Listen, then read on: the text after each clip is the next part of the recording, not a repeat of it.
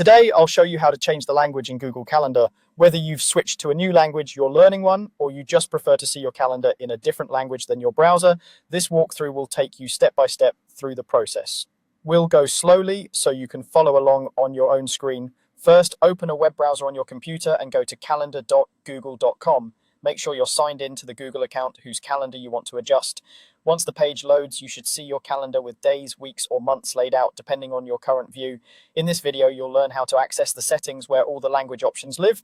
Look toward the top right corner of the Google Calendar page. You'll see a small gear icon which represents settings. It's usually near your profile picture or initial. Click on that gear icon to open a small drop-down menu. From that drop-down, choose the option labeled Settings. This will take you to the main settings page for Google Calendar, where you can control everything from time zones to notification preferences. We're focusing on language today, so don't worry about the other options for now. Once you're on the settings page, look along the left-hand side. You'll see a list of sections. Find and click on the one that says Language and Region. If your interface is already in another language, this section will appear in that language, but it will still be in the same position on the menu. Clicking it will open a panel on the right with all your language and regional formatting settings.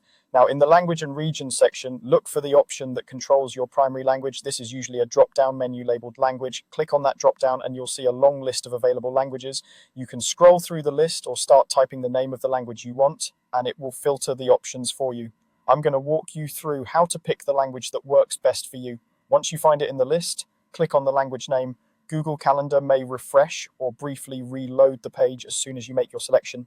When it's done, you should see that all the interface elements in Google Calendar, such as the days of the week, month names, and menu labels, are now displayed in your chosen language. That's all you need to do. If the change doesn't appear right away, try refreshing the page in your browser.